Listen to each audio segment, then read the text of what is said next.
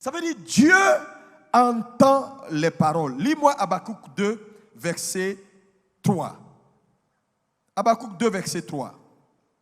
La Bible dit, car c'est une prophétie dont le temps est déjà fixé. Elle marche vers son terme et elle ne mentira pas. Oui. Si elle tarde, attends-la. Regardez ici.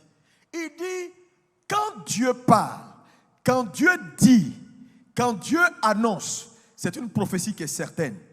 Il dit, elle marche vers, est-ce qu'on peut dire, elle marche vers son terme? Elle marche vers son terme. Ça veut dire, quand Dieu a parlé, la prophétie se met en mouvement et elle va finir par s'accomplir. Mais, si elle tarde, ça veut dire, Dieu est en train de nous révéler que, même quand lui, Dieu, qui est tout puissant, il a parlé, ça peut tarder. C'est-à-dire, quand il a dit, les choses peuvent mettre du temps. Ça, c'est une réalité que tu dois mettre dans ton agenda et retenir. Parce que ce n'est pas un homme qui parle ici, c'est le créateur du ciel et de la terre. Il dit, la prophétie, elle marche. Elle va s'accomplir. Mais, il peut arriver qu'elle tarde. Frères et sœurs, parce que Dieu sait qu'il y a des résistances spirituelles. Et quand vous devenez un homme spirituel, il faut intégrer cette réalité. Que les résistances spirituelles sont une réalité. Frère, les choses ne seront pas toujours roses. Parce que tu es assis dans une église, tu marches avec Jésus, tu manges avec Jésus. Dieu est en train de nous dire qu'il peut arriver que les choses ne marchent pas comme tu veux. Mais, attends. Attends. Ce matin, je suis venu te dire, c'est peut-être difficile. Alléluia. Mais ça ne veut pas dire que Dieu n'est pas Dieu. C'est peut-être compliqué. Ça ne veut pas dire que Dieu a fini. C'est peut-être compliqué. Tu ne vois pas devant, tu ne vois pas derrière. Ça ne veut pas dire que Dieu n'est plus sur son trône.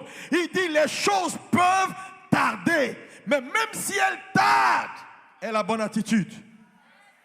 Les résistances spirituelles sont une réalité. Frères et sœurs, souvent, tu es frustré. Souvent, tu te dis, mais qu'est-ce qui se passe? Est-ce que je ne prie pas? Est-ce que je ne jeûne pas? Est-ce que je ne donne pas ma dîme? Mais pourquoi c'est comme ça? Je suis venu te dire, c'est normal. Les résistances spirituelles existent. Ce sont des champs de bataille. Ce sont des champs de bataille. Alléluia. Il dit, si elle tarde, attends. Le problème ici, c'est qu'il nous donne la solution, mais il dit, attends. Mais attends là. C'est quoi? Ce n'est pas de l'attentisme. Ce n'est pas de l'attentisme. Non, non, non, non, non, non. Attends ici, ce n'est pas s'asseoir et croiser les bras. Non. Attends ici, c'est continuer à prier. C'est continuer à persévérer dans le discernement spirituel. C'est ça, attendre. Ça dit, la chose n'est pas là, mais toi tu continues à prier, tu continues à prier, tu continues à prier, tu continues à prier, tu continues à entretenir et à élargir ton champ de discernement spirituel. Alléluia. C'est ça, attendre. Oh, dis-moi amen. Attendre, c'est persévérer sans murmurer. C'est-à-dire, quand tu vois que les choses semblent ne pas être, attends. Attends, c'est pas s'asseoir et dormir. Attends, c'est continuer à prier. Continuer à prier bien que tu n'as pas vu. Garder la foi en Dieu bien que tu n'as pas vu. Continuer à persévérer et à développer son discernement spirituel et à rester dans la bonne attitude. C'est-à-dire, rester sans murmurer. C'est ça, attendre. Le problème, c'est que beaucoup de gens ne savent pas attendre. Quand ça met du temps, ils commencent à dire, Dieu, on ne le comprend pas. Oui, mais Dieu lui-même, là, on ne sait pas. Là, tu n'es plus en train d'attendre. Bon, s'il veut, il n'a qu'à faire ce qu'il veut. Tu n'es plus en train d'attendre. Je te dis, attendre, c'est continuer à prier. C'est persévérer dans son discernement spirituel. Et c'est résister sans murmurer. C'est ça, attendre. Les résistances spirituelles sont des réalités. Regarde ton voisin, dis-lui, les résistances spirituelles sont des réalités. des promesses qui tardent à venir. Ça arrive. Il y a des choses que moi je cherche il y a longtemps, mais ça tarde. Ça tarde. Ça tarde. Alléluia. Des efforts qui ne produisent pas les résultats que tu attends. Tu fais des efforts. Tu es tout le temps en train de faire les mêmes choses, mais tu n'as pas les résultats. C'est possible dans l'église. Tu sais, si on ne te dit pas ça, on est en train de te mentir. C'est possible dans l'église. Ça ne dépend pas de tes jeûnes et tes prières. Tu sais, 100% de sanctification ne garantit pas 100% d'exaucement.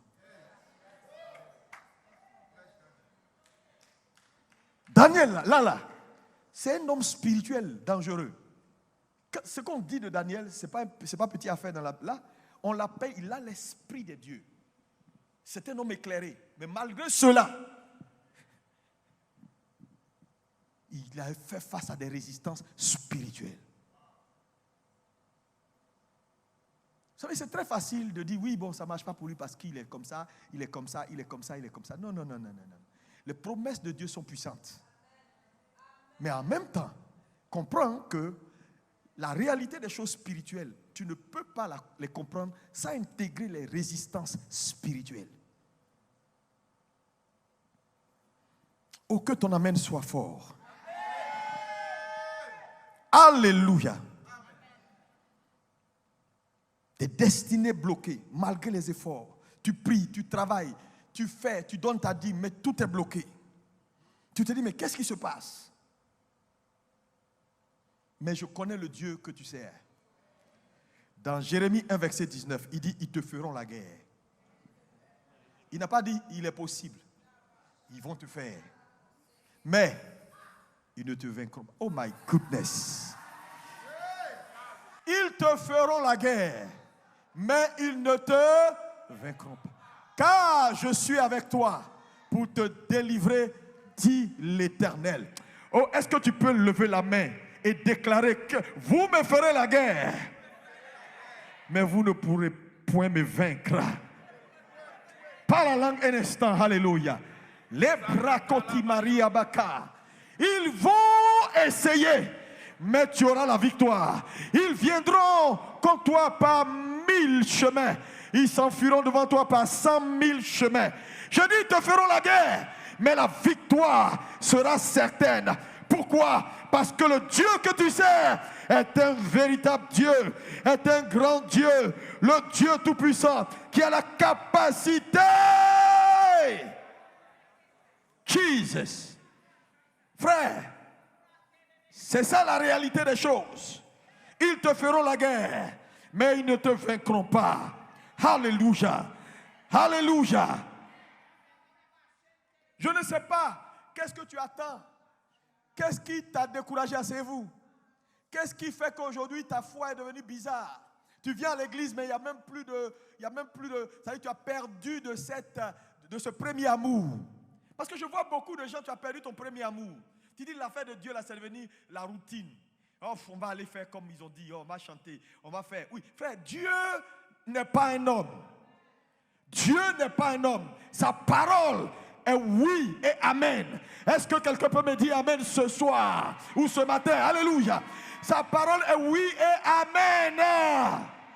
Quand Dieu dit, il peut l'accomplir.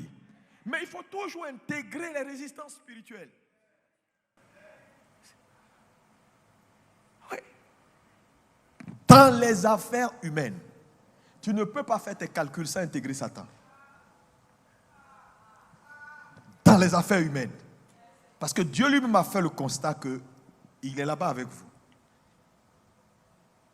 Le temps de l'attraper n'est pas encore arrivé. Donc, il faut en tenir compte. Et souvent, la plupart des retards dans la vie des gens, vous savez, ce n'est pas forcément parce que ces gens-là ont commis 100 000 erreurs. Les erreurs, tout le monde les commet. Il n'y a pas quelqu'un, même le plus grand des pasteurs au monde, il n'y a pas quelqu'un qui peut dire, moi je suis juste à 100%. Tous ont péché et sont privés de la gloire de Dieu. C'est juste la miséricorde et la grâce de Dieu. Même quand tu as pratiqué ta miséricorde, tu as pratiqué ta sainteté là, quand Dieu prend, s'il ne couvre pas ça avec le sang de Jésus, sa colère va te frapper. Donc, frères et sœurs, si Dieu doit regarder à ta justice pour faire pour toi, il ne le fera jamais. Parce qu'il n'y a pas de petit péché. Un péché, c'est 100%. 10 péchés, c'est 100%. C'est en termes de pourcentage. Non, non, non, moi, j'ai juste menti. Mais lui, il a cherché femme des gens. Vous êtes même chose. C'est facile de parler. Parce que devant Dieu, il n'y a pas de petit péché. Jésus est mort pour le péché. Le péché est un principe. Quand on dit le péché, c'est un principe. Les péchés, ce sont les conséquences du principe.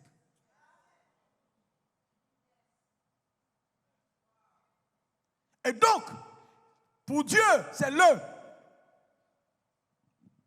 péché du monde entier. Donc, si Dieu doit faire pour toi, frère, est-ce qu'on peut acclamer la miséricorde de Dieu envers nous? Acclame la miséricorde de Dieu. Acclame la miséricorde de Dieu. Ce n'est pas parce que tu as péché. Ce n'est pas parce que tu as fait quelque chose. Ce n'est pas parce que tu es le plus mauvais des enfants de Dieu. Non, tu n'es pas le plus mauvais. Tu n'es pas le plus injuste. Frère, non, non et non. Si Dieu a fait pour toi, si Dieu t'a béni, ce n'est pas parce que tu es juste. Ce n'est pas parce que tu donnes ta dîme. Ce n'est pas parce que tu donnes l'argent. Non, non, non. Dieu t'a simplement fait miséricorde. Dieu t'a simplement fait miséricorde. Et la miséricorde de Dieu est attachée à l'attitude de cœur. Beaucoup de gens ne savent pas ça. C'est pourquoi vous allez voir des gens, ils ne sont pas parfaits, mais Dieu fait pour eux tous les jours. Tu dis, mais moi je fais plus que lui. Oui, c'est une attitude de cœur qui attire la miséricorde de Dieu. Et là où tu n'es pas capable, il te fait capable. Là où tu n'es pas, normalement tu ne mérites pas, il te donne. Alléluia. Je déclare que ce mois de février, Dieu te fasse miséricorde.